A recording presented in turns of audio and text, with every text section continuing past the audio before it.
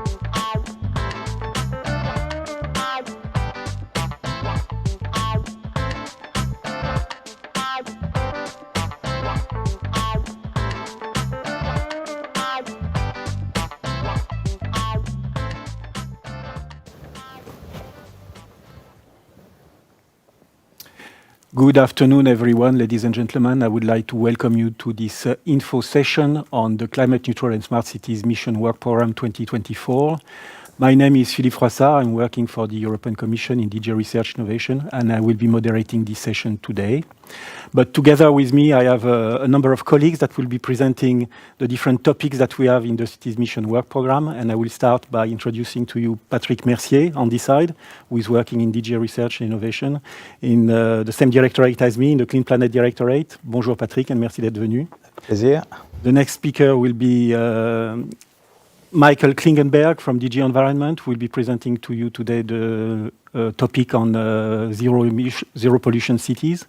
Thank you, Michael, for being here with us today. The next speaker will be Pia Petel from DG Move, and Pia will present to you the topic on behavioral change in mobility. Thank you for coming, Pia. Thank you for you to be here. And last but not least, I would like to introduce Octavia Stepan from CINEA Agency, who will be presenting today the topic on peri-urban areas. So these are the speakers that will be participating in this session today and will be presenting the different topics that we have in the work program for the Cities Mission. I should also mention that we have a number of colleagues that are connecting remotely and that will be available for the session on question and answers that we will have at the end of this info session. And I particularly would like to welcome Hiro Elio from DG NR that will be there for the questions that you may have on topics that are of interest for him and that he will be happy to answer. So as I said, this is an info session. That means that we will present to you the topics of the work program, but the success of an info day is also very much linked to the participants that are connecting to the info session and that will ask questions. So don't be shy, ask questions. There will be opportunities at the end of this session for a long session of question and answers. You can see already from the screen that there is the QR code for you to connect. The hashtag is also presented on the screen, and you can already now put your questions on Slido, and we will collect them and we will answer them at the end of this session. But now I'd like to move to the agenda of this session. So the welcome address I did, then I will present the update on the implementation of the Cities Mission to give you an overview of what we do in the Cities Mission. Then we will go through the different topics that I mentioned already for this session that will be presented on urban spaces, on zero pollution cities, on management plans and behavioral change, on peri-urban areas. And also I will come back after my colleagues to present the specific topic on supporting the national, regional and local authorities to prepare the transition towards climate neutrality. And I will also mention a number of other actions that we have in the work program for sake of completeness. These actions are not subject to call for proposals, but I think it is important also to mention and present them to you in this info session. And last but not least, we will have the Q&A session on Slido. Plenty of time, as you can see from the agenda. But without much further ado, I would like to move to the presentation on the update of the implementation of the Cities Mission. And if I can have the next slide. So the cities mission is one of the 5 missions that were launched in Horizon Europe, and they were officially launched in 2021. And the objective of the cities mission is twofold. First is to identify and support 100 cities in Europe which will become climate neutral by the horizon of 2030. That's the first objective of the cities mission. And the second objective of the mission is to use these cities, these pioneering cities, as experimental and innovation hubs to help the remaining cities in Europe to become climate neutral by the horizon of 2050, thereby fulfilling our objective of the Green Deal to have Europe as a climate neutral continent by 2050.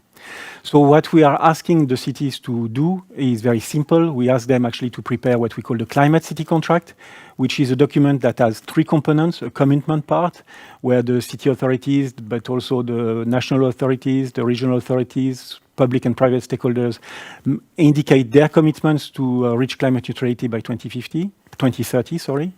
The action plan, where we list in the different sectors the level of ambition for the reduction of greenhouse gas emissions. And then the last part, which is the investment strategy, where the cities will list the different projects that they have in mind in order to implement their action plan for reducing greenhouse gas emissions. In order to help cities develop their climate city contracts, we have put in place a mission platform, which is presently run by the Net Zero Cities Consortium, which provide technical assistance and support to the cities for developing their climate city contracts. But in addition to this technical assistance, the mission platform has also the responsibility of managing pilot projects and twinning programs, which allow a larger number of cities to benefit from the support that is provided by the mission platform. I should say that the mission platform is supported by Horizon Europe and initially was launched through an Horizon 2020 grant. But in addition to the type of support that we are providing to the mission platform, we have also a whole portfolio of research innovation projects, which are the result of calls for proposals and topics that we have launched in the previous work programs, and which will also be the projects that will be supported as a result of the calls that we will be presenting to you. Once the cities develop their climate city contracts, they are sent to the Commission for review. And when the review is positive, then we will award to the cities what we call the mission label. And if I can have the next slide. So far, where we are, and it will come to you in the next slide, hopefully, is a lot of very happy people, as you can see from this slide. We had a number of sessions for awarding the mission labels since October last year. We have a first wave of 10 cities that were awarded the mission labels. I'm not going to read out the name of those cities. You have them on the slide. And the second wave of cities that were selected for the mission label were number 23. And the ceremony was actually during the RNI days on the 21st of March. So the situation is that we have 33 cities out of the 100 cities that are in the European Union that have already been awarded with the mission label, that have completed their climate city contracts. And we are in the process of reviewing an additional wave of climate city contracts, but I will come back to that later. If I can have the next slide, please. So what are we doing now? As I said, we have a third wave and a fourth wave of climate city contracts that will be coming up for review. Presently, we are in the middle of evaluating the third wave of climate city contracts. About 20 cities have submitted their climate city contracts, and we are in the process of going through the different components of the climate city contract. But what you can see is that at the end of the year, very likely all the cities or most of the cities that are participating in the mission, the 112 cities, because we have 12 cities that are also coming, that are part of the mission, that are located in countries associated to the framework program, will have submitted their climate city contracts for review by the Commission. So now we are moving into a situation where, while in the past we were providing support and technical assistance to the cities to develop their climate city contracts, into a situation where we will now support the cities in implementing their climate city contracts, and particularly the investment plan. And for that purpose, we will put into place, and we have put already into place in some ways, a number of specific support that are related to the investment plan and the implementation of the investment plan. Particularly, Net Zero Cities has now created a group of city finance specialists which will help cities develop their investment plan. We will launch also a number of additional financial advisory services that will be managed by the European Investment Bank to support the cities in developing the maturity of the projects that we have in the investment plans. And also in June, we will launch what we call the Cities Mission Capital Hub, which will provide dedicated technical assistance in the financial sector for financial advisory services to the cities in order to, again, increase the maturity of the projects that they have identified in their climate city contract. If I can have the next slide, please. Just to illustrate a little bit what the Capital Hub will be doing, it's really there to provide support to the cities in helping the maturity of the projects that they have identified in their investment plan, to identify the best investment solutions and identify the potential investors that will be able to provide the necessary resources for the deployment of the solutions that the cities have identified in their climate city contract. Next slide, please. So as I said previously, the mission platform has a number of activities beside the technical assistance that they are providing to the cities, namely a pilot city program. You can see from this slide that a number of calls for pilot actions were already launched in the past. We have the last call that was launched earlier on this year that will be closing, or at least the results will be announced in May 2024. And you can see that most of the cities that are participating in the cities mission have actually benefited directly or indirectly from this pilot program. In addition to the pilot city program, we have a twinning program where we invite cities that are not among the 100 cities to participate and benefit from the experience and the work that is being done in the cities of the mission, so that they can in turn develop their strategy for climate neutrality. So there will be a number of calls that will be open for twinning activities. One of them is already open and will close at the end of May, which is the second cohort call, and the third one will be open at the end of 2024. Next slide, please. Yeah, I think I should mention also other activities that are implemented by the mission platform. I mentioned here on this slide the summer and winter schools. There was a spring schools that was also organized a couple of days ago in Stockholm. These schools are an opportunity for cities, practitioners, and local authorities to benefit from the experience that other cities have developed in a number of domains and benefit from the technical assistance that is provided by the mission platform. I should also mention the portal of the mission platform, which provides a lot of information to cities on the solutions that can be deployed on the ground in their cities to help them improve or reduce their emission of greenhouse gas emission. And in particular, there are more than 200 solution fact sheets that are available to everyone in this participant portal. So I really invite you to have a look and register in the portal. Next slide, please, which I believe is my last slide, indeed, for this introductory presentation. I should mention that in Valencia, on the 25th and the 26th of June, we will have the annual conference of the Cities Mission. The registration is open, so I invite you to go to the website and register. You will see that these 2 days in Valencia will be an opportunity for the mission, the cities that are participating in the mission, the Commission and the mission platform to explain and present to you the magnitude of support that is provided and is available for cities. And I think that's all I wanted to say as a way of introduction to present to you where we are as regards the implementation of the cities mission. And now I would like to move to the description, the presentation of the different topics that we have in the work program 2024, and I will start with the presentation from Patrick on urban spaces. Patrick, the floor is yours. Thank you very much, Philippe, and good afternoon to you all. So I will present indeed this first topic on rethinking urban spaces towards climate neutrality. And to start with, I would like to give you a first background of this topic, why it has been written. As you know, European cities are overly populated and dense, and the scarcity of urban public spaces requires smart urban design, planning, management, but also different activities related to the other sectors and services. As you know as well, European cities account for over 70% of global CO2 emissions, most of which come from motorized transport systems and also energy and heating systems. In addition, cities are encountering important health impact in cities due to bad air quality on one side and also noise. So, as we have seen during the COVID-19 crisis, there is a clear need for reallocation of the urban space in cities to more sustainable mobility and energy generation and use. So the aim of this topic is really to go for pilot demonstration in new cities, tackling these different challenges. With regard to the type of action, in fact, we are looking for innovation action. So it means that we would like to have demonstration pilot in the different cities to implement this topic. The total budget from the Commission side is 45 million euro in total. And the idea is to have 3 projects in the order of magnitude of 15 million euro.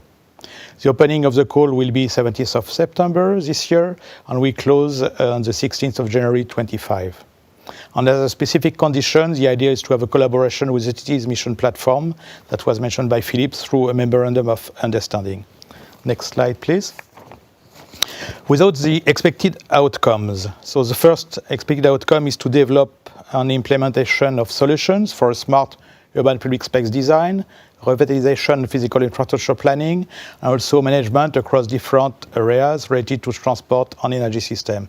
So this topic is recovering both energy and transport. Then to have a mobility and energy solutions that respond to people's and cities' needs, co-designed, tested and implemented in cities to achieve climate neutrality by 2030. Then to improve public health with better local air quality and increase livability. Then to improve urban public space connectivity and the accessibility of urban districts, neighborhoods, industrial districts. To have more efficient and fair use of urban space through dynamic curbside management. To have a better use of vehicles, prioritizing modes, but also reduce parking needs and integration of street space use. Also to have a smart energy and or transport services management in cities thanks to new ideas on digitization, on consumer awareness related to smart charging and energy demand response. To improve the planning of green infrastructure or green zones. And finally, for a better preparedness of citizens and urban planners to shift toward renewable energy to allow electrifying mobility. Next slide, please.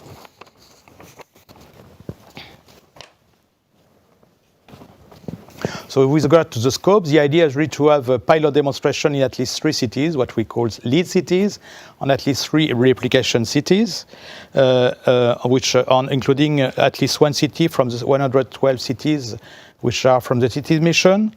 And the idea that we have 1 of each city's mission for both the lead cities and the follower cities. So proposal should address 2 area of intervention that I will describe now. The first one is on relocation of space and redesign of infrastructure. And there we have 2 parts, one related to mobility, point 1 to 4, and another part related to energy area, point 5 to 8. Starting by mobility, the first aim is to develop integrated transport and urban planning tools and methods for sustainable mobility services and design of future public realms, which are linked to the so-called Sustainable Urban Mobility Plan, SUMS. With regard to electromobility, the idea is to foster research results from pilot projects on reallocation of use of transport infrastructure or use of single infrastructure to diverse types of vehicles, amenities, and vehicles. And also to have research solutions for the exploitation of legacy infrastructure, scaling up of sustainable mobility services, followed by project and demonstration activities. And finally, it is very important to have the involvement of service providers and infrastructure managers in the urban space ecosystem to design and to go for these pilot activities. Next slide, please. So I moved to the energy sector. So there, the idea is to support pilot project for road space allocation on smart distributed energy generation on green city zones and green infrastructures. Also to develop research opportunities for exploiting current infrastructures, complemented by additional elements to facilitate local energy communities, virtual power plants and energy sharing. And this should also include thermal and electricity grids and storage. Also to have integrated approach for designing and decarbonizing heating and cooling networks in cities and urban areas. And finally, to explore the ways of optimizing on green and blue infrastructures to city and street scale. Now we move to the second thematic area, which is related to dynamic curbside management and use. So the idea there is to develop tools and guidelines, resulting from test and pilot for curbside management of flexible allocation of curbside functions. For example, pickup and drop-up zones for passenger and freight transport or dedicated public transport lanes. The idea also to develop new models of fee calculation and financial model for the use of public space in cities in view of reaching public policy goals, including climate neutrality. Thank you. Thank you very much, Patrick, for the presentation on this topic. And I would like to give the floor to Michael, who will be presenting the topic on zero pollution cities. Michael, the floor is yours. Thank you. Yes, so on zero pollution cities, what we're looking at actually is research and innovation action with an indicative budget of about 20 million and an expected EU contribution per project then of about 5 million, so 4 projects roundabout. On the timeline, we're similar to what we have just heard, so the opening would be mid-September and the deadline mid-January. What you might want to keep in mind on these specific conditions is that proposals are required to address at least 2 areas listed in the scope. So with that, we can dive into the content on the next slides.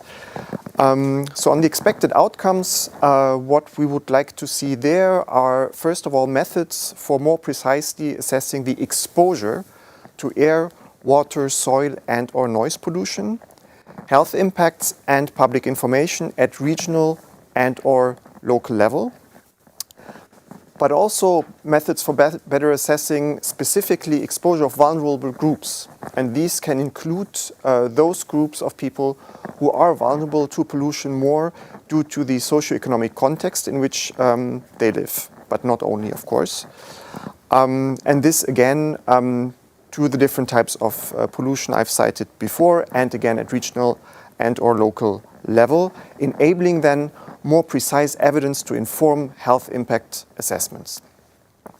What we would also like to see is a more improved and a more comparable assessment of mortality and morbidity impacts. So morbidity, of course, referring to illnesses caused by pollution of air, water, soil, and/or noise pollution, again at regional and/or local level. And here the little footnote that you see and that might look a little bit small is, I think, important because this should take account of known exposure concentration response functions, meaning the science that is already there and the knowledge that is already there to assess these impacts in terms of these exposure concentration response functions, so not to reinvent the wheel basically. Another expected outcome that we have is an improved understanding of the role of behavioral economics, of psychology, and of organizational behavior to design measures oriented to lower pollution in urban environments. So specifically, the role of these approaches as opposed to strictly technical approaches.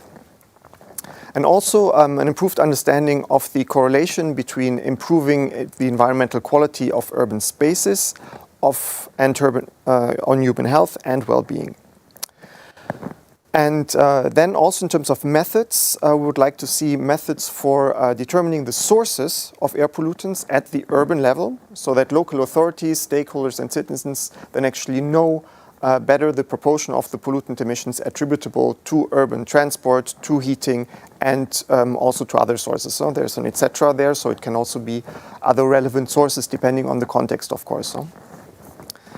And then finally, in terms of expected outcomes, a comparative analysis of selected successful pollution reduction and abatement strategies at local level, identifying key factors underlying such successes and their replication potential in other places. So those are the expected outcomes, and we can then look at the scope. And I've mentioned it before, here the importance is to cover at least 2 of the following that I will talk about. And the first one of them is improved health impact assessments to highlight and attempt to monetize actually the co-benefits and benefits and socioeconomic impacts of zero pollution measures in combination with climate neutrality policies and contributing to better ex-ante cost-benefit analysis and increasing public acceptance of measures. Secondly, we're looking at measurement and modeling methods for more precisely assessing exposure and risk-based health impacts at, again, regional and/or local level. And this should actually also deliver results that can be communicated to the wider public. Thirdly, we have in the scope more precise evidence on exposure, notably of vulnerable population groups, and making health impact assessments easily comparable. And then finally, on the first four, exploration of the effectiveness of dynamic abatement strategies by monitoring changes in pollution levels, complemented by citizen science and observations. And then on top of that, we have mandatory for all projects that would see development of methods and tools for swift deployment and use by cities, which once implemented should help policymakers prioritize their actions and address social aspects as well. And secondly, mandatory for all projects is supporting implementation of zero pollution policies by overcoming barriers to behavioral change. So that would mean also exploring new approaches to support zero pollution policies in terms of behavioral, communication and organizational aspects. Yeah, and that would be it from my side. Thank you. Thank you very much, Michael. Before I give the floor to Pia, I would like to remind you that you have the opportunity to ask your questions on Slido. We are receiving a number of questions already. That's very good. If you have any questions related to the topics that were presented to you or to my introduction, do not hesitate. Please post your questions on Slido. I should say that there is always a little bit of competition between missions, so I would like that at the end of this info session we have more questions than the other missions, and certainly more participants as well. So if you are at work, please ask your colleagues next door to connect, and if you are at home, you can ask also your old mother to connect and listen to us. Now, I'd like to give the floor to Pia, who will be presenting to you the mobility management plans and behavioral change topic. Pia, the floor is yours.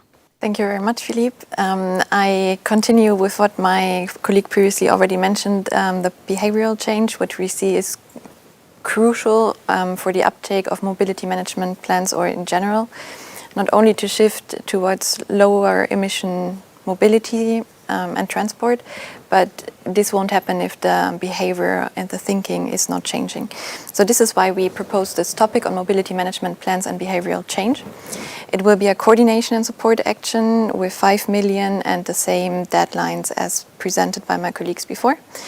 And we have a specific condition. We would really like to see at least 4 cities from 4 different countries in the consortium. And 2 of those cities should be among the selected 112 from the mission on climate neutral and smart cities. Coming to the expected outcome, why are we doing this? So first, we want to have a better understanding of mobility schemes' condition and the user's motivation in implementing them, using them, and what actually leads to the uptake of such schemes. So, because this enhanced societal uptake is then also always targeted to relevant groups to ensure this shift to from low to zero emissions mobility, like public transport, but also active mobility, what has several co-benefits for health as well, and to ensure this broader acceptance and uptake as well of bidirectional charging of electric vehicles. We do think this is very important, not to only speak about mobility in an isolated case, but also link it with the energy. If you have an electric vehicle and you need to charge it within a city, you also need, of course, the infrastructure, and it should be used as well. This is why we linked it to the energy sector here. So at the end, we also would like to see recommendations for national and local authorities and what can actually be taken up and where do you see the barriers. So basically, the mobility management concept we want to see is really this promoting and shifting behavior, and what do we know, what is out there, and how can we increase it. That is very important, especially when we speak from single occupancy car use that we have now a lot in cities, to that shift towards multiple occupancies, car use, or public transport. So if we could move to the scope, how do we do this? There are, of course, already projects on mobility management and plans, and also cities doing that, or entities like companies, hospitals. But what we would be very interested is to take stock of what is there, and that an analysis or summary is being done. And we would like to see what really works, and what is actually the barrier that hinders the uptake and wide rollout, so that we really see a tremendous shift. For this, I also invite you to check the Civitas website. They have a very good overview of mobility management projects that had been funded in the past. And then we really encourage also that co-design with organizations will be done to develop these and assess these behavior-related solutions for the different target groups. What do I mean with different target groups? It can be different age groups, it can be different people working in shifts, working at rush hours, families, women traveling alone, and how do you really get to these different target groups in implementing sustainable solutions. Again, linked to this, we also want to establish incentives to promote renewable-based e-mobility schemes, notably the smart and bidirectional charging in cities, and propose recommendations to support and incentivize these uptakes, as I already said.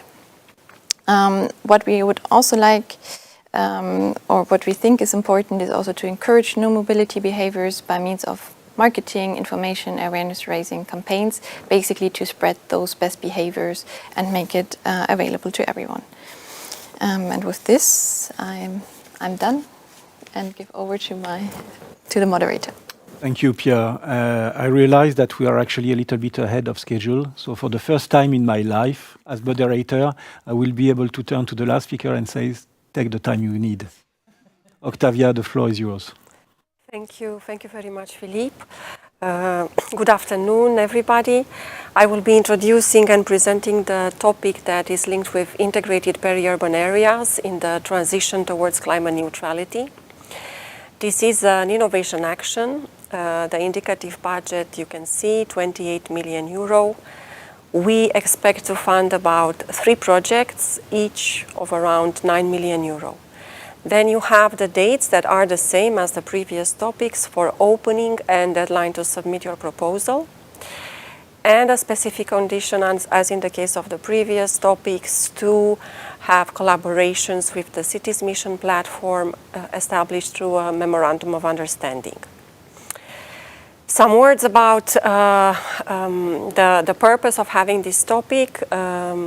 Of course, Cities Mission is focusing on cities and on urban areas. However, we realize that the majority of the problems perhaps also come from this area that has a more undefined and less clarified urban characteristics, which are the peri-urban, so these areas that lie between urban and rural.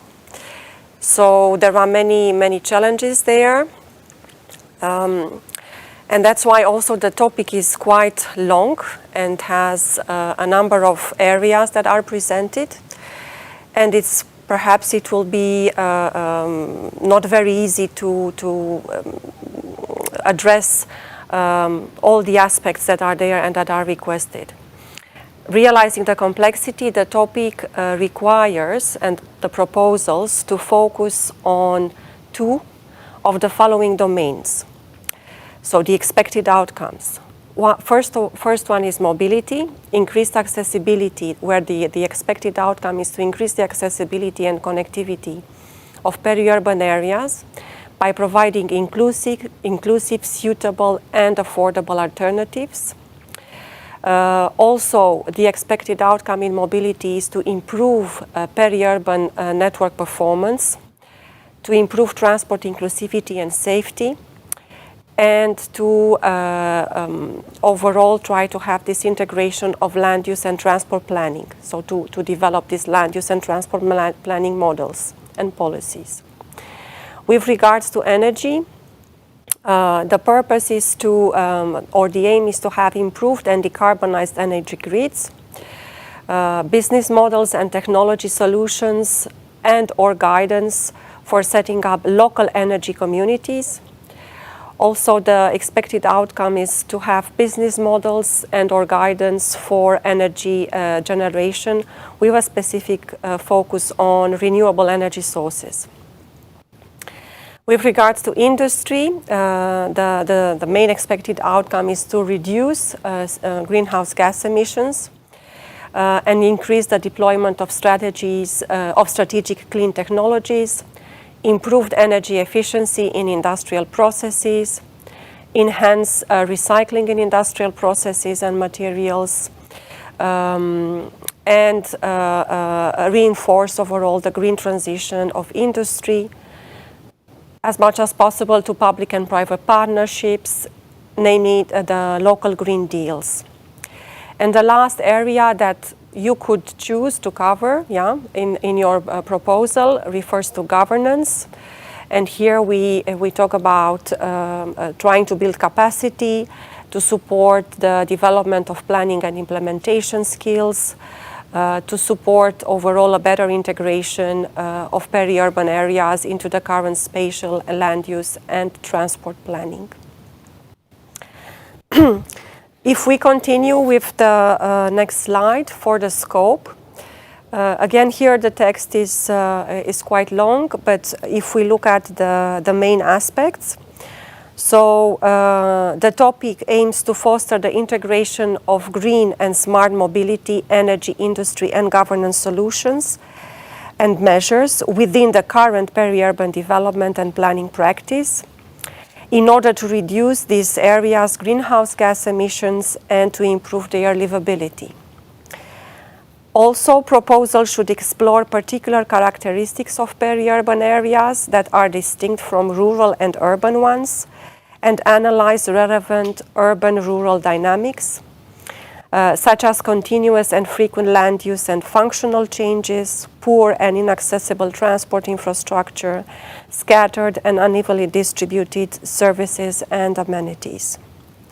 Proposals should also explore models of urban peri-urban development and planning containing the previous mentioned dynamics. In brackets, you have some examples that are already existent of these models. And then these are aimed at overcoming sustainability, decarbonization, and local climate challenges of the urban-rural fringe. And of course, all this should be done ensuring that there is co-creation with all the relevant stakeholders and that all the relevant stakeholders are engaged in these processes and in the development and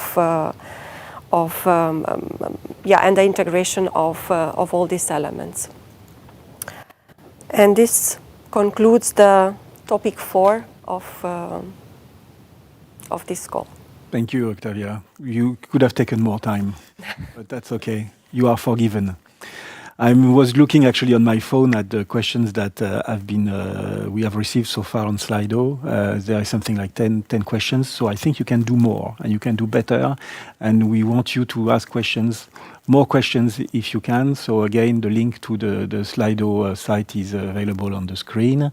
If you find also that there are questions that are already been posted that are questions that you would like to ask, you can vote on those questions and we will take them by order of popularity.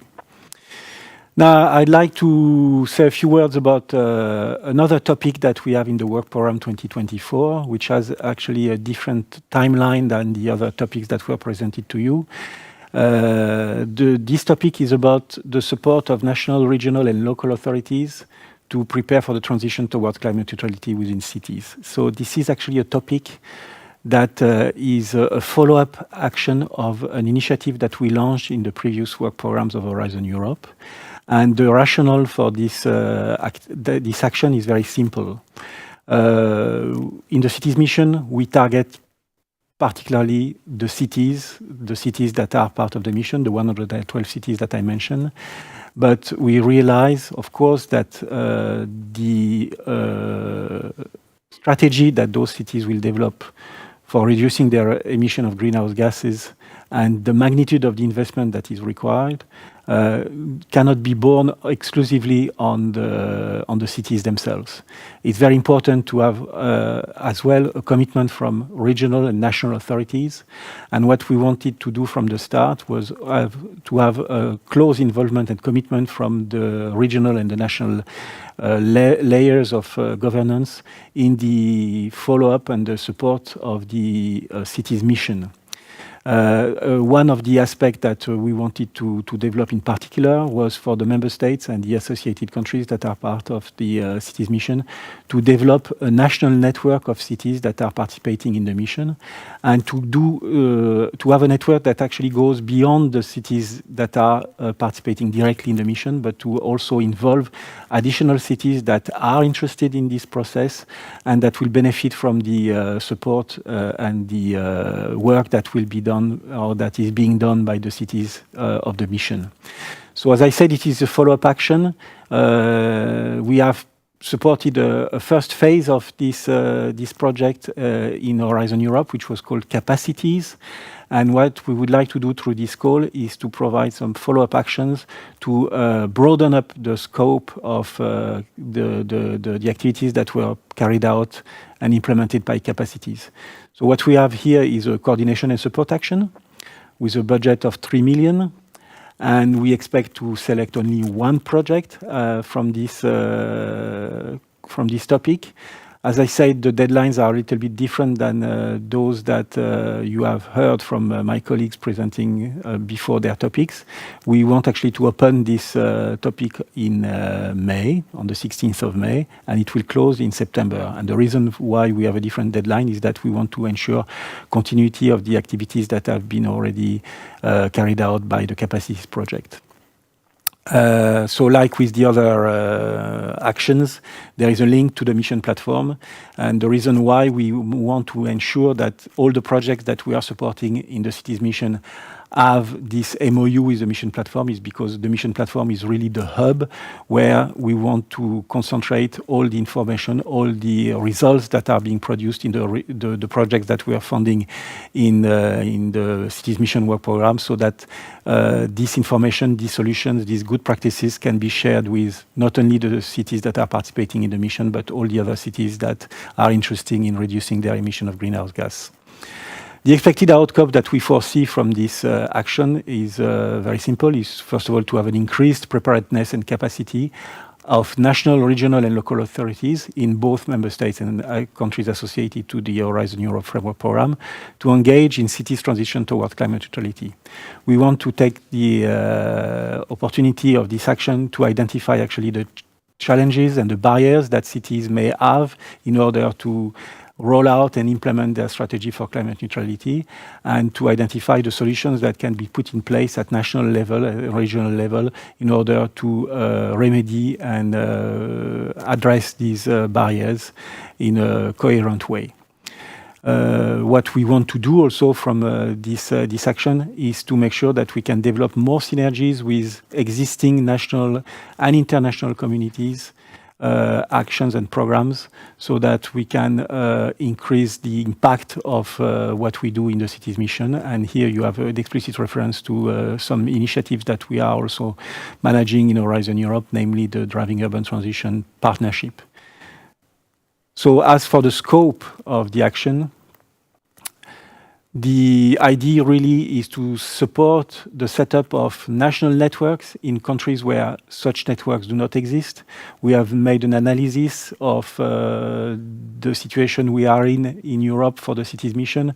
We have something like 14 to 15 national networks that have already been established in member states and associated countries. These networks include, of course, the cities that are part of the mission, but as I said before, they include a larger number of cities. And that's the whole added value of these national networks, to have to increase the scope and impact of the cities mission. So we would like not only to set up networks when there are no networks, but we want to reinforce also the capacities of the existing networks through this action. We want to strengthen the capacities and the competence of these networks by engaging really all the relevant institutional players with responsibilities in city-relevant affairs. We want to mobilize and support a large number of urban relevant authorities across the different ministries and implementing agencies. We want to support capacities building of local authorities and multi-level governance structure for the transition to climate neutrality. And as I said, under the expected impact, one of the activity of this action will be to really identify the specific challenges and the opportunities and the best practices to make policy and regulatory frameworks that are compatible with the objective of the cities mission. Next slide, please. So that was a presentation of this topic, which has, as I said, a different timeline than the others. And now I would like to say a few words about other actions that are not subject to call for proposals. As I said in my introduction, it might be a little bit odd to present those actions because they are not open to call for proposals. But I think for sake of completeness, it is important for us to give you the whole picture of the type of activities that we are supporting in the Cities Mission Work Programme. And I will start with the action that we have together with the JRC, the Joint Research Centre, which is supporting us in the review of the Climate City contracts. And that is something which we find very important because the action plan is a very complex document that requires a lot of technical expertise and scientific expertise. And we have with the JRC the perfect partner that can team up with us in the review of these Climate City contracts. But the JRC is also very much involved in the monitoring of the cities mission and the type of information that can be expected from the cities to monitor the progress and of their the implementation of their strategy. It is also very much involved in methodological development, for instance, addressing the Scope 3 emission, which is something which is not directly linked to what we would like to do in the cities mission. What we want to do in the cities mission is address preferentially indeed Scope 1 and Scope 2, but we would eventually like to have cities addressing Scope 3, and the JRC works on methodological development that will allow cities to take on board these Scope 3 emissions in their strategy. And then there are a number of other initiatives and activities that the JRC will be responsible for, in particular developing a self-assessment tool that will be used by cities that are not part of the mission in order to test their capacity or their level of readiness with respect to the objective of the mission. So the budget that we have for this action is of 2 million, and it will be translated into an administrative agreement between the JRC and the Commission. Next slide, please. So something also which is very important that is not subject to an open call for proposal is our support to the urban transition mission of Mission Innovation. Mission Innovation is a global initiative that has a number of activities in particularly in renewable, clean energy and renewable energy. And we have a dedicated mission in Mission Innovation that supports the urban transition of cities across the globe.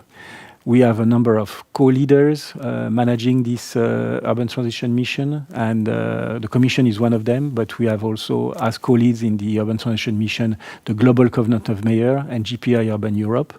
And the objective of this mission is really linked to what we do in Europe, but it's to some extent the international outreach of what we do in Europe with the cities mission, so that we can share the information, share the experience, share the knowledge that we develop in Europe in the cities that are participating in the mission to a global arena, and make sure that other cities across the globe can benefit from the work that is done by the European Cities Mission. There is a number of activities that are being performed by the Urban Transition Mission. At the moment, as we speak, there is about 100 cities that are involved across the globe in the Urban Transition Mission, and we feel that it's very important to support these initiatives so that we can also share the experience that we have in Europe as regard reducing greenhouse gas emissions. The budget that we are allocating to this action is of 1 million. Next slide, please. I mentioned quite a lot in the overview presentation of the cities mission, the financial advisory services. We are topping up the services that are provided by the European Investment Bank to cities in order to make sure that the bank will be able to provide some dedicated support to cities in helping develop mature projects that will be bankable and will be able to find investors. And in that context, we have a budget of typically 19 million that we are going to transfer to the EIB to help them develop dedicated support to the cities mission and cities that are interested in reducing their emission of greenhouse gases. The second activity that is also of the responsibility of the EIB is their involvement and their contribution to the review of the climate city contracts. Similarly to what the JRC is doing with the action plan, the EIB is contributing to the review of the investment plan and provides a lot of feedback to the cities when reviewing their investment plan. And this is something that is really part of the review process and which we are happy to support with an additional 1 million. Next slide, please. This is something that I'm very happy to present, which is this brokerage event that will be organized by the NCP network for the missions. This is an event that is taking place on the 21st and the 22nd of May. This event will focus on all missions and all the calls that are being launched by the 5 missions. You can see their list, and of course the 100 climate neutral and smart cities mission is included in that list of activities that will be covered by the brokerage event. The registration is available on this slide, and you can register till the 17th of May to this event. So I really invite you to participate to this brokerage event, because this is an opportunity again to know more and to learn more about what we are doing in the missions and to get more information on particularly on the topics that have been presented to you today, and that will also be the subject of the attention of this brokerage event.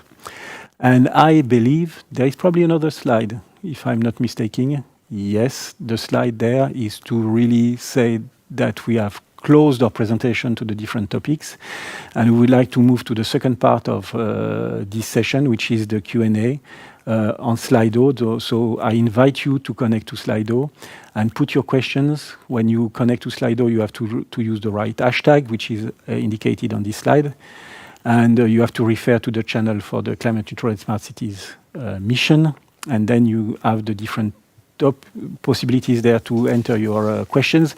If you have specific questions on a specific topic, I really invite you to indicate in your question the topic number so that we can direct that question direct to the person that has been presenting the topic today. So I'm looking at the Slido screen, and as I said, we are going to take the questions in order of popularity. And the first question that we have is, I'm going to read it out. Are the topics open to all cities, or is there a restriction to the 112 cities selected for the EU mission in climate neutral and smart cities? Question mark. That's a long question. Huh? And I have the vague feeling that I'm the one going to answer that question. So there is no restriction. So that's the simple answer to that. What we have in the Cities Mission Work Program is a program that is really there to support cities that commit to the objective of the mission. And that is something that we spell out very clearly in the introduction of the work program. We are happy to have cities participating in any of the activities that we are presenting to you today, even if they are not part of the 112 cities of the mission cities, of the cities mission, sorry. And that, as long as the cities that will be participating in those actions commit to the objective of the missions. And the objective of the mission are those that I mentioned to you, either to be climate neutral by 2030, which is really those 112 cities that are part of the mission, or commit to the objective of climate neutrality by 2050. And there, I would say all cities are eligible because this is our objective in the Green Deal, to have Europe as a continent climate neutral by 2050. So basically, if you are a city and you commit to one or two, or the first one or the second one of the objective of the mission, you are eligible. So there is no restriction to the calls that we have to the 112 cities that are directly participating in the mission. All the other cities are eligible, as long as they subscribe to the objective of the mission. And in some conditions, we have in some calls specific conditions, and maybe my colleagues may be able also to comment on that, where we say that, for instance, we need to have so many cities coming from the mission. And the reason for that is not that we want to restrict the call to only those cities that are participating in the mission, but we want to take advantage of the fact that those cities are really in the front, are front runners, are in the lead, and they have already a lot of experience and know-how that they can share to other cities. So that's the reason why we, in these calls, usually specify that we would like to see so many cities coming from the mission participating in the consortium, but it's not an exclusivity condition. Other cities are welcome. So I hope that I answered that question convincingly, at least. Then if we look at the other questions that we have on Slido, the next one is targeted at Octavia, I'm afraid, where you will have to explain what the definition of peri-urban is. Yeah, so I guess this peri-urban, it's indeed intriguing and challenging topic. So in the topic understanding, we refer to regions that lie at the outskirts of the urban area, where urban and rural meet. Yeah, there are generally zones characterized of a mixture of functions and of, let's say, an agglomeration, not in a very organized way, of different activities. You should not think necessarily at entities that have a certain administrative, or a geographical limit, but these are territories where you should think at the function, at the functional part. Then, so is this interface between rural and urban? These are areas that are often under high pressure from the urban core, where there is this uncontrolled and uneven urban expansion, where you also have, in terms of demographics, a mixture of populations. There can be residents that are there for a long time, accustomed to a certain way of living that is more rural, and then you have some let's say, new dwellers that are coming from an urban environment. There is also, in terms of transport, there are many challenges where you have all kinds of infrastructure scattered over a large territory. So I will not insist more than this. I hope this clarifies. If not, please address also your question via the funding and tender portal. I just want to emphasize that there is a kind of way to explain what kind of peri-urban we are looking into.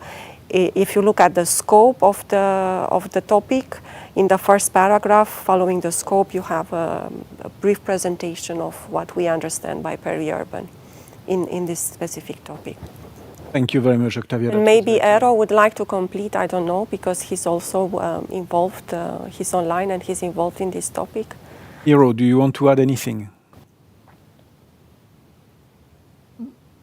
I think you covered it very well, so I don't have anything specific to add on at this point. I just wanted to hear the sound of your voice, that's all. And the connection works, that's good. So thank you very much for responding to that question. You mentioned something which is indeed very important, the participant portal. Yes. So the questions that we have, that we received today, we will try to answer them all. It may be that in some cases, because the question is very technical and very precise, we may not be able to answer that question on the spot. In any case, we will take the questions, all the questions, and we will eventually post the answers to these questions on the participant portal in the area where the topics are being described. So I'd like to move to the next question, and that is a question that will be put to Patrick. The question is the following: should the proposal address all challenges in both energy and mobility? That's the question.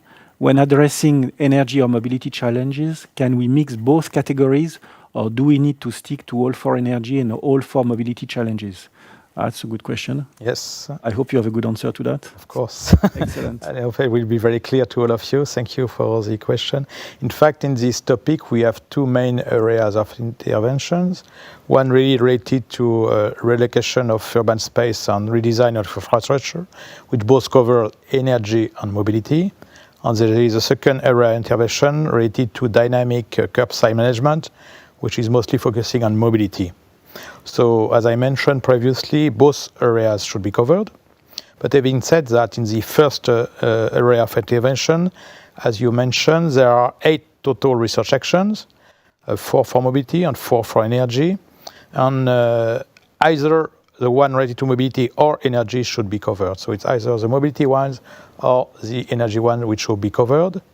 And you should cover also the other one on curbside management. Having said that, in particular in the mobility area, a lot of related activities are related also to energy when we speak about, for example, electromobility. So I hope I answered to your answers. Thank you. I don't know if you want to add anything, Hiro, from your side, as we wrote the topic all together. Yes, indeed. I think the point you made at the end was very relevant. The energy and mobility parts, some of them are totally connected to each other. So it's a little bit artificial actually even to separate them. So I believe that there the key point is indeed that you cover 4 areas, and then in reality they will be mixing easily or going across the energy versus mobility border. Very good. Thank you to both of you. Now the next question that we have in the list is on the topic on zero emission, zero pollution cities. So we'll ask Michael to answer that question. Then the question is the following: are the domains air, soil and water all required, or is it possible to focus on one domain? What is your answer to that? Well, maybe a slightly linguistic one, but if we look at the expected outcomes, for instance, what is listed, if you have the list of the different types of pollution, what it says is air, water, soil, and / or noise pollution. So in that sense, it's an and or. That being said, what might be useful in your reflection is to think how you can add most value with what you do. So what kind of proposal, if you look at the outcomes and the scope, would add most value also in this sense. But it's an and or in the text. Thank you, Michael.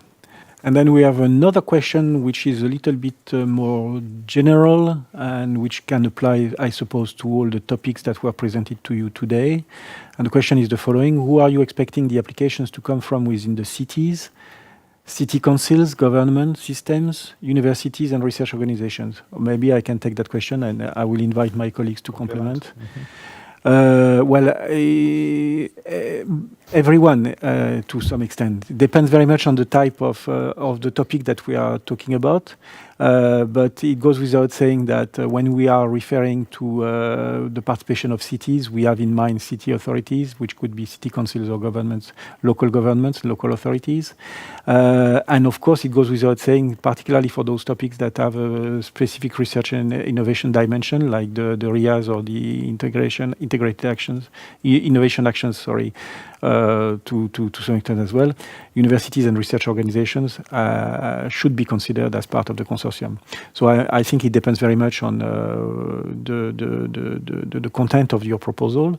But for me, it goes without saying that all those entities should be welcomed and participate in the projects that are going to be prepared to respond to the calls that we have in the work program. I don't know if anyone wants to add anything to that, Patrick? Just about specificities for the topic on urban space management, maybe.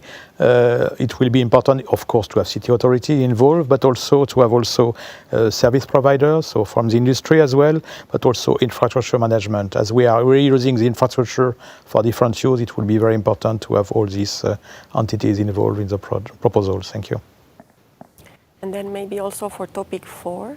Yes. And I guess this is also applies in your case. In fact, in many cases, these topics intend to establish these local partnerships between different local stakeholders that are relevant for the specific topic, and to kind of learn them how they can better cooperate. Sure. And to engage towards different solutions and to implement together these solutions. So city councils, of course, should be in the lead and so on, but then this definitely has to be complemented by all the others that are there, because it doesn't make it possible. And sometimes citizens as well, which can be involved in the different applications. Yeah. Thank you. Next question will be addressed to Michael. You are very popular. And there is a question I'm going to put to you, and I'm not sure I understand the question myself, so I'm very happy to give it to you. Question is source appointment emphasized? Brackets versus expected outcomes, methods for determining the source of air pollutants and at urban level. Yeah, you understand the question? I hope I do. I was looking at it before.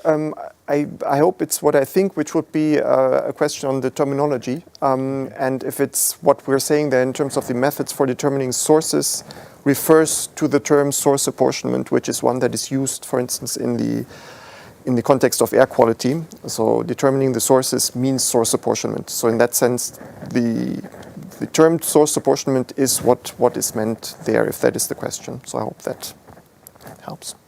Thank you. Thank you. Now a question to Octavia. To what level need each of the 4 requirements be addressed? Are to do with all cities with that budget? Can aspects be done by only one city or in a project? So first, maybe I was not sufficiently clear when I presented the topic. From the first page, it is clearly written that only 2 of the areas that are listed, which are 4, should be addressed by a proposal. So this means you can choose for mobility and a governance, or you can choose for industry and governance, or for mobility and energy. It's up to you to decide which one, depending on the topic that you want to cover best. Then the topic also mentions that at least 3 cities, it is here, at least 3 lead urban peri-urban areas and at least 3 replicator peri-urban areas. If we consider only 2 of the domains, then it is clearly written that 3 lead cities or peri-urban and 3 replicator cities. So hard to do with all the cities. So I'm guessing that if only with 2 domains, it would be possible to cover 3 cities or peri-urban areas. Can aspects be done by only 1 city in a project? Well, the topic is clear, 3, so I don't know if it is any potential way of negotiating this. There is no negotiation. You should know, being from the agency. There is no negotiation, yeah. And actually, the next question, thank you very much.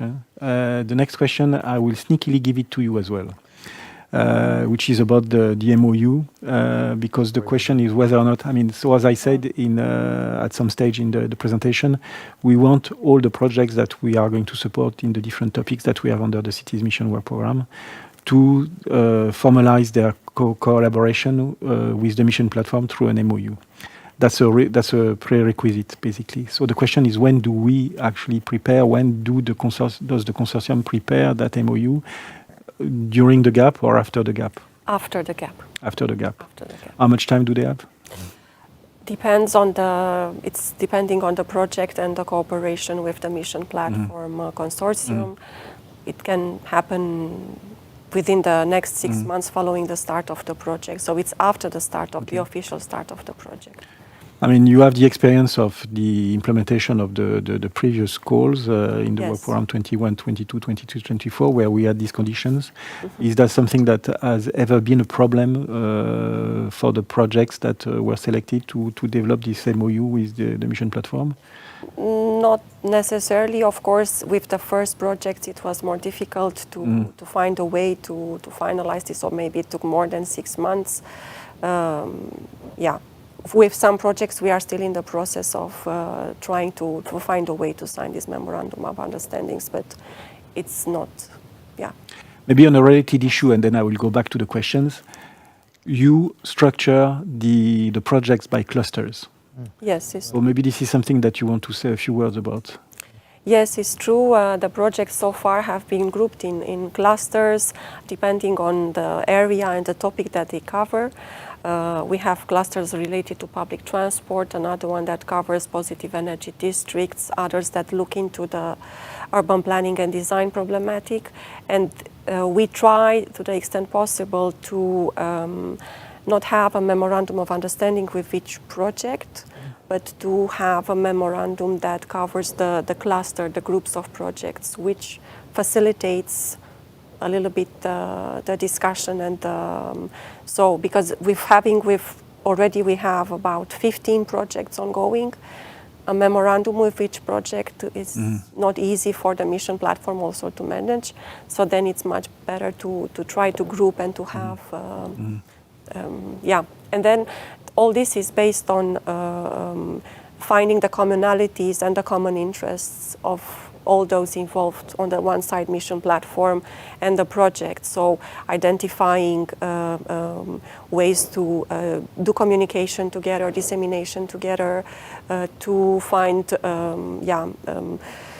common approaches and evaluation of the project's results or of the project's activities overall. So my understanding is that for those projects that will be selected from these topics that we'll be presenting, they will be new clusters and they will be part of clusters. Yeah. Okay, thank you very much. Right, now let's move to go back to Slido. And again, Michael. Very popular. I will start to believe that this is the most popular topic that we have in the work program. Or your colleagues will be jealous. So the question is, how many pollution streams need to be included in this topic on zero pollution cities? Will the EC fund one proposal per type of emission? I think on the first question, it's a bit similar to a question we had before. So again, in the expected outcomes, etc., it says and or in the list of different types of emissions. So and or. On the second question, whether there would be a funding for one proposal per type of emission, speaking under the control of colleagues who know the functioning of Horizon Europe much better than I do, my answer would be it depends on the proposals we get, what will be chosen, and on the merits of those proposals. Indeed, we expect about 4 projects, and that coincides with the number of different pollution types that you see in the list, so I understand where the question comes from. But my understanding is it would depend on the merits of the projects, what is chosen, and not that it's one per type of emission.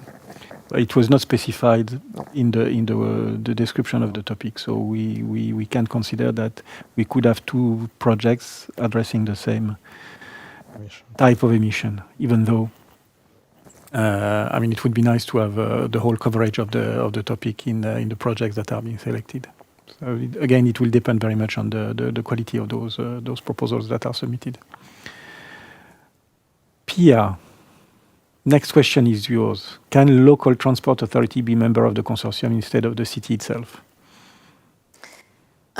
Very good question. Local transport authorities are, of course, members that we encourage also to apply and be part of the consortium.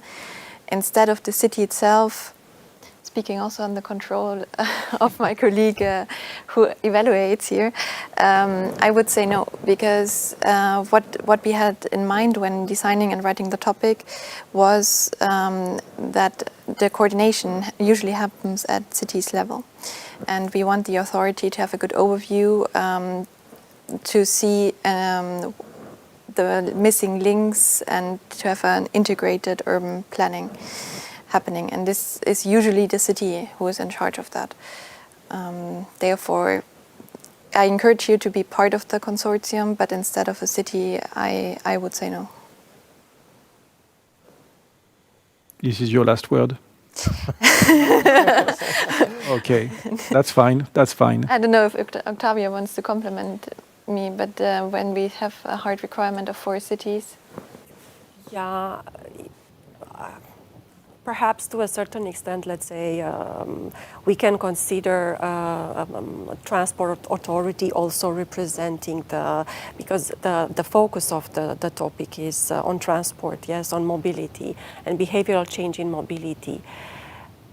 So, yeah, perhaps a transport authority can take the lead in organizing some activities, but definitely what I would say, the local authorities or the city administration should be definitely involved. I mean, should not be missing. Yeah, at least a good link. Yeah, a good link between the two. So, yeah. Thank you. The next question is again on zero pollution cities. You have been paying your family to ask questions. Right. The question is, do you emphasize more the methods and tools for assessing exposure or the health impact assessments? Yeah, I think here it's a pretty clear answer that these two are intrinsically linked, and so there's not necessarily an emphasis more on one than the other, because basically exposure to pollution is what leads to health impacts. So if you want to assess impacts, exposure is involved in this. So I don't think you can put that apart and say one is more important than the other, and there's no emphasis stronger on one side or the other. Both are just linked, simply. Thank you. And the next question is also targeted at you, but I would like the other speakers maybe to share their views for their own specific topic. Whether, the question is, projects under this topic, the one on zero pollution cities, should involve at least 2 cities. Is it a benefit to have more than 2 cities? So if you can answer that, and maybe the colleagues that have also some requirements on the number of cities, if they can expand for their own topics.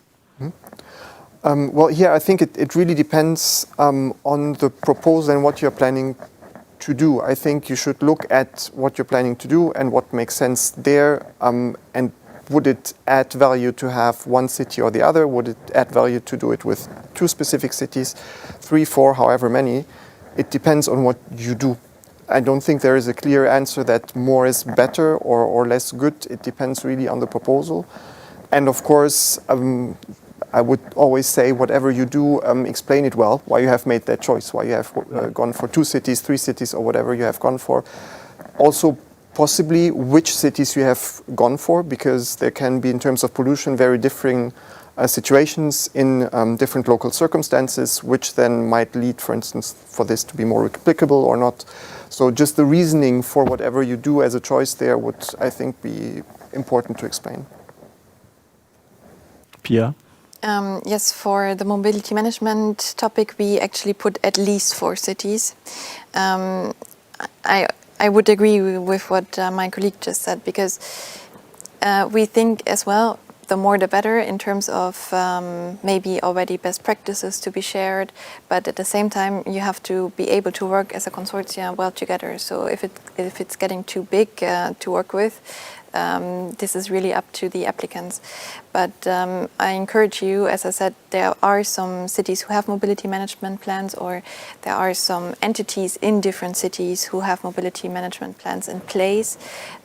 So to get a good overview of what is working and what not, and deduce some best practices and recommendations from that, I think the more you get, the better. But it is also then up to you if you think it is important that they are part of the consortia, or you reach out to them via different channels. Patrick, Octavia, is there anything you want to add to that? Maybe just to precise for the topic number 1, which is on urban space management, we specify there that we would like to have 3 cities, which we call lead cities, and 3 replication and follower cities.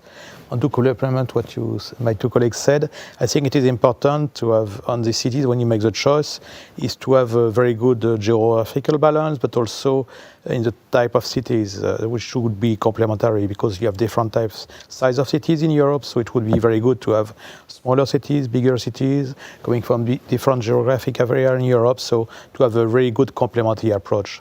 And in this case, and in other topics as well, we very encourage to have also follower cities, in order you can implement what we have developed in the main demonstration cities. After the end of the project, all these different demonstration activities which would be implemented in these many other cities. And it's why also it is very important to have this cluster of projects you mentioned, Octavia, that we can even disseminate more all these activities around Europe in all type of cities. Thank you. No, nothing to add from my side. Nothing to add. Very good. Thank you very much to all of you. Can I? Okay. I just want to say that we actually also put in our topic the geographical balance. No, it's an EU project. We like geographical balances. Yeah, that's a very important point indeed to stress. Thank you for these answers. The next question that we have, surprise, surprise, is on Who can leave, maybe? Michael's topic. Are actual abatement actions to be also delivered through this topic?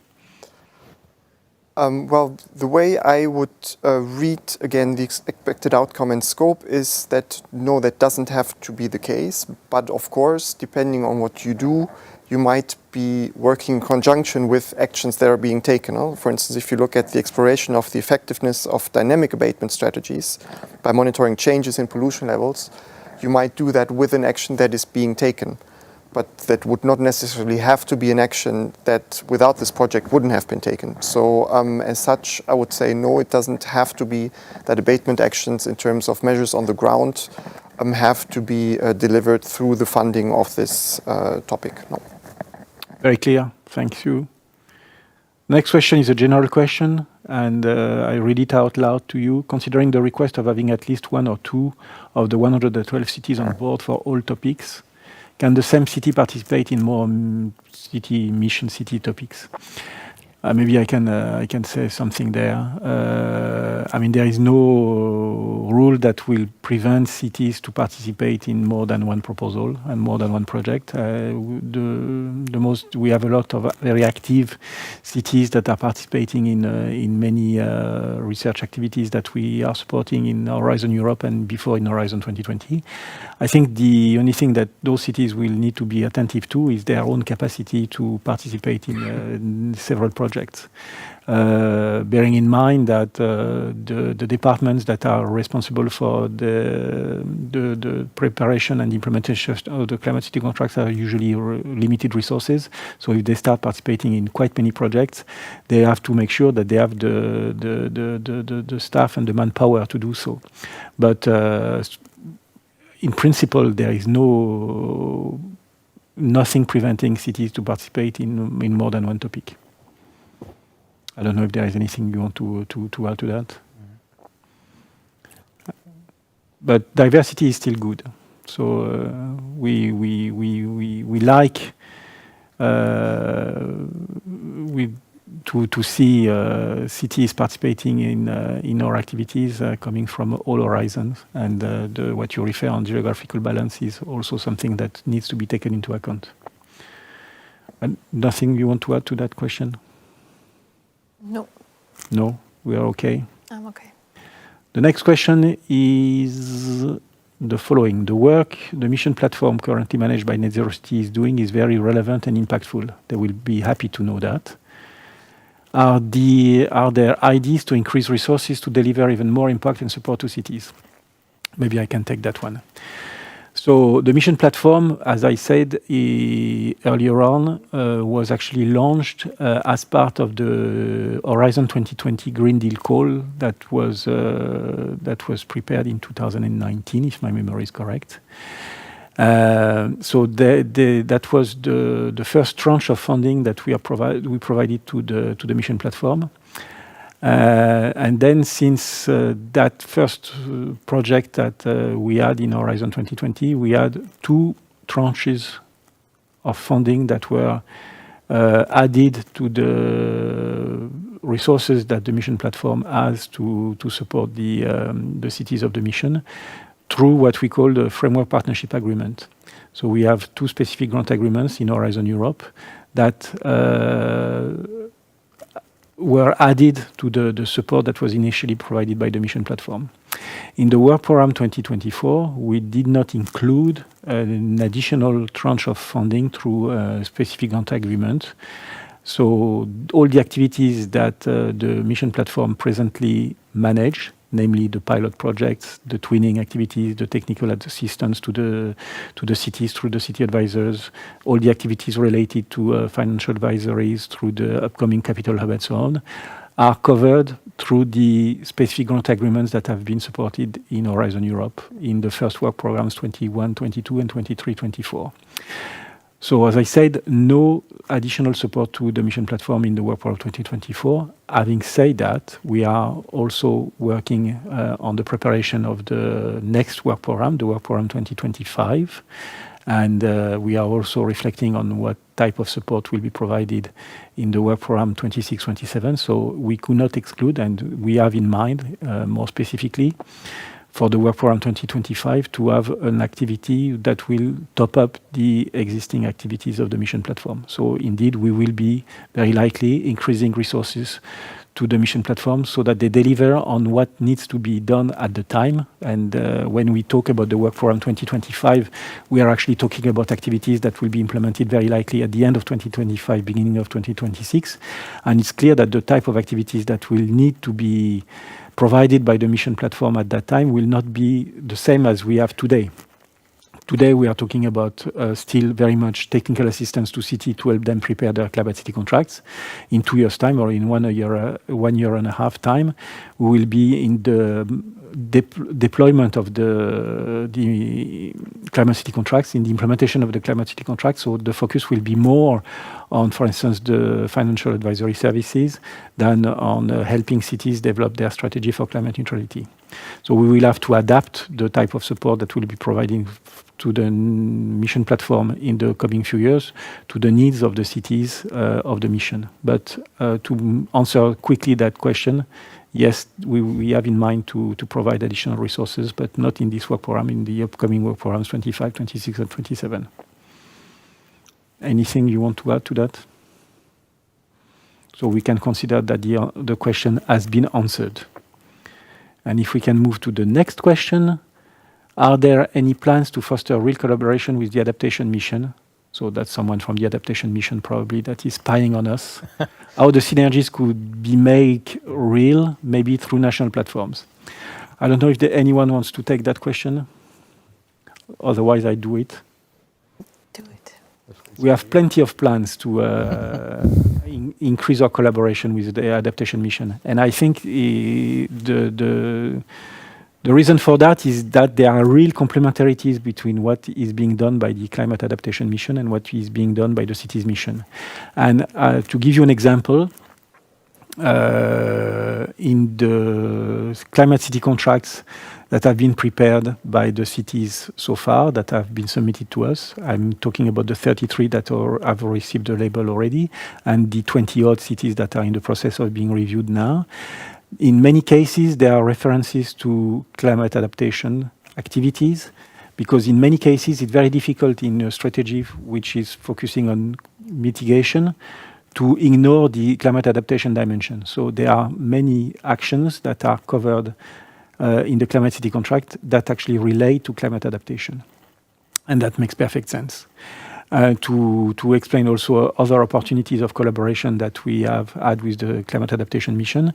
In the previous work program, we had a joint topic with climate adaptation, and this happened to be one of the most popular topics that we had in the Cities Mission work program, precisely because it addressed a real need from the cities to combine and to address in a complementary way the requirements of the climate adaptation mission to adapt to the new climatic conditions, and the requirements of the cities mission, which is about reduction of greenhouse gas emission and climate mitigation. So we have done so in the past, this collaboration, and we will do it in the future. For instance, I could think of having some common activities, or let's say, to have a coordinated approach when it comes to financial advisory services.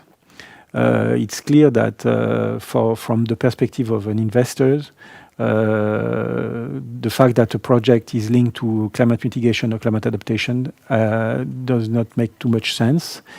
And we could very much consider that in the future, the activities of the Capital Hub, for instance, that we have that will be launching in a few months and that we have in the Cities Mission, could also serve the needs of projects that are more related to the climate adaptation mission. But this is something that is a reflection that is ongoing, and as I said, I certainly would not exclude that in the future. As for the national platform, the same goes in the sense that there are a number of national platforms, national networks that have been established in a number of member states that build bridges with what is done in the climate adaptation mission. And this is also something that we are supporting. I don't know if there is anything on that point you want to add to what I just said. So if this is not the case, maybe we can move to the next question.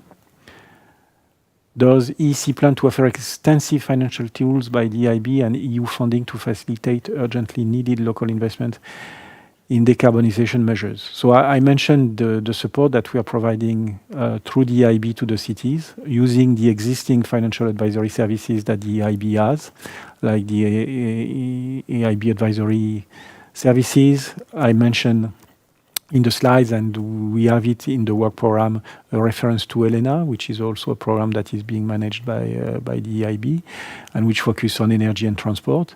I mean, those tools and those services that are provided by the EIB are services that we have topped up through the work program 2024 with a budget of 19 million.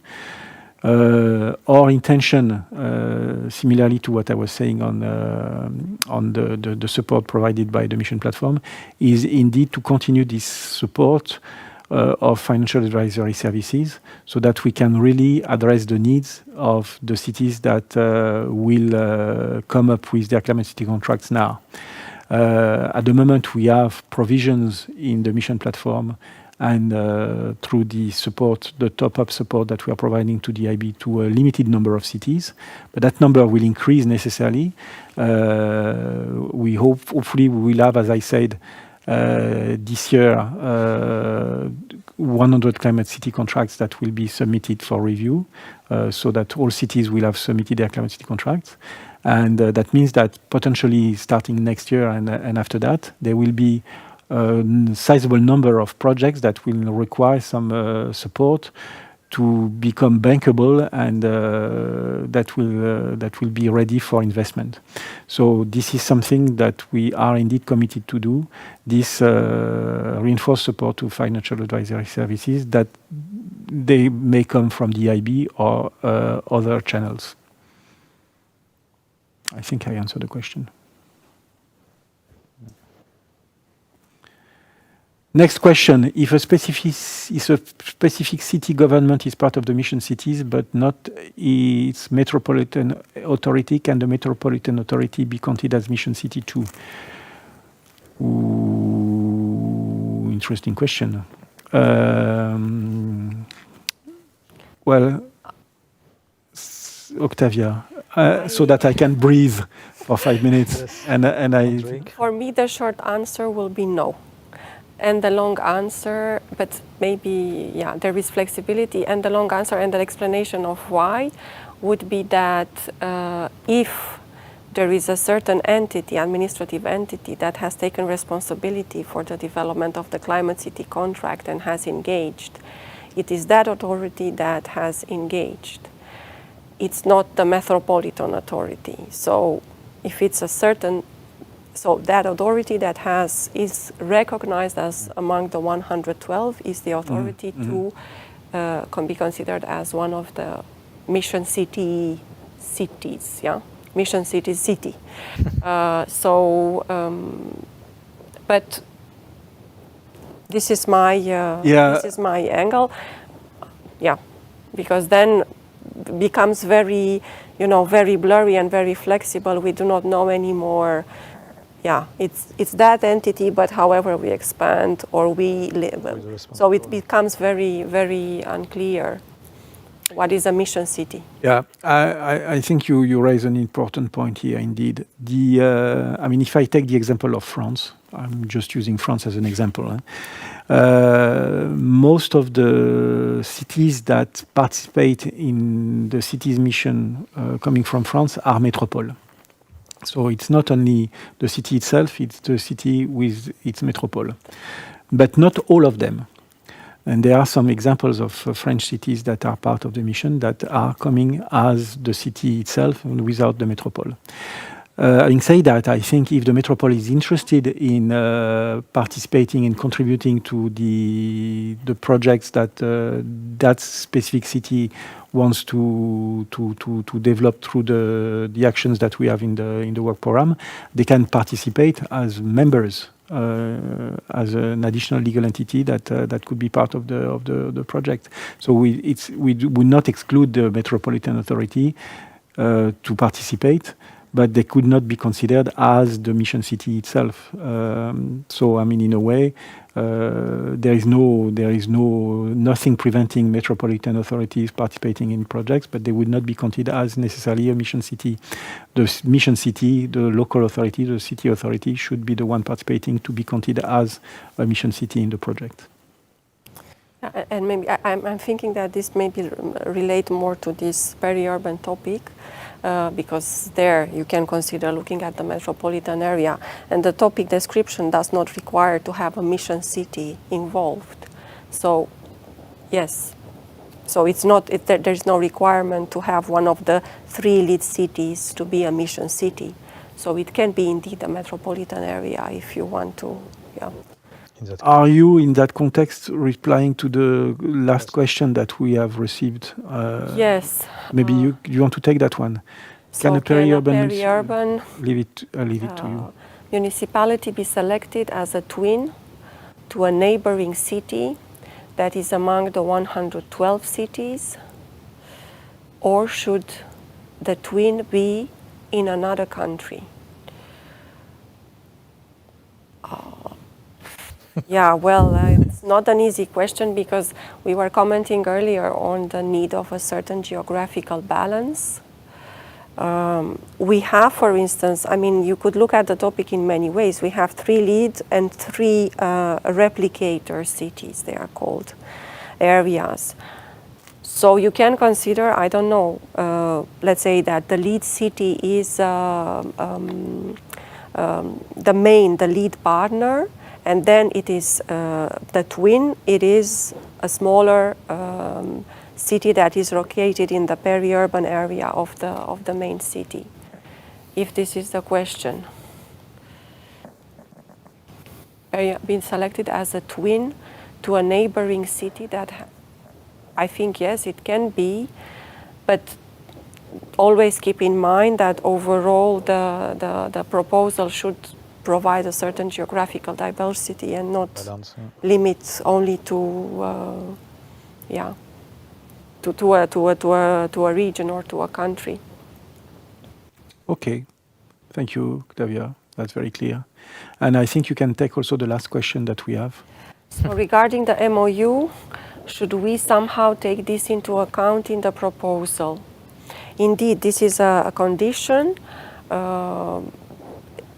should be taken into account. Considering that at some moment during the project lifetime, perhaps you will need to dedicate some time and resources to see how this memorandum of understanding can be signed and prepared. But it's just a condition, so this is not the main requirement of the topic. So it should receive the, let's say, not too much importance, not too less importance, but of course, yes, if it's there, I think it is, it's good to mention that you foresee some way of collaborating with the mission platform. Thank you, Octavia. And we are now reaching the end of the questions that were put onto Slido. So if you have a last-minute question that you would like to ask, please do that now. Because as I said, I think we have exhausted all the questions and we have hopefully answered all the questions that you had. So you still have a few minutes to put questions if you want to, so that we can answer them live. If not, I would like maybe that we go back to the slides and show the slide for the brokerage event so that the participants can have a look. The one before, yes, no, one more. Thank you very much. Thank you very much. So that I keep on advertising this brokerage event on the 21st and the 22nd of May. So you please do register if you are interested in the city's mission and the missions in general, and you will get more information from the NCP network. So I'm looking around to see whether there are still questions to be answered. It doesn't seem to be the case. So I'm also aware of the fact that this is lunchtime, and we have to slowly come to the end of this info session. We are closing a little bit ahead of schedule, so people hopefully will not mind that much. I would like to take this opportunity to thank the participants, the speakers, so Octavia, Pia, Michael, Patrick. I would like to thank you very much for presenting the topics. I would like to thank Hiro, who is connecting remotely, for his intervention. Thank you, Hiro. And I would like to thank the team that is hiding behind the screens for the work that they have done. Thank you to Casimir. I gave your name. You are famous now forever. And on that last note, I would like to thank you very much and wish you a very good afternoon. Thank you very much. Goodbye.